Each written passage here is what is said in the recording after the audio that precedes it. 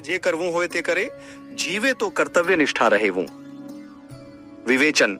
જીવની પાસે એવમ કોઈ સાધન નથી કે જેથી પ્રભુ પ્રસન્ન થાય.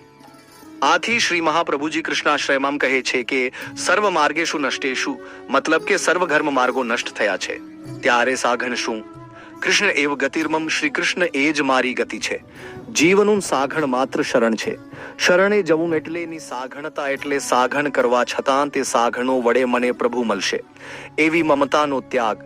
જેમ મર્યાદામાં અમુક મુત્ત તપ કે નિયમ કરવાથી અમુક ફલ મળે, તેમ અહીં નથી.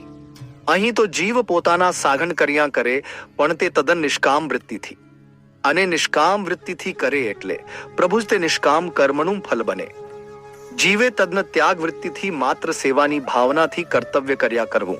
પછી પ્રભુની ઈચ્છામાન જીવે તે પ્રમાણે તે વર્તે. લૌકિકમાન જેમ ગુમાસ્તો સાચો, તે જ કહેવાય કે જે પગાર તરફ નજર ન કરતા શેઠની પ્રસન્નતા પ્રમાણે કાર્ય કરતા હોય, આવા ગુમાસ્તાની કદર પણ શેઠ કરે છે. જો લૌકિક શેઠ પણ જે સકામ વૃત્તિથી કામ ન કરે તેની કદર કરે છે, તો અલૌકિક શેઠ જે ગુણનો નિધિ છે તે ભગવદીયની ટેલને ન વિચારે એમ ન જ બને.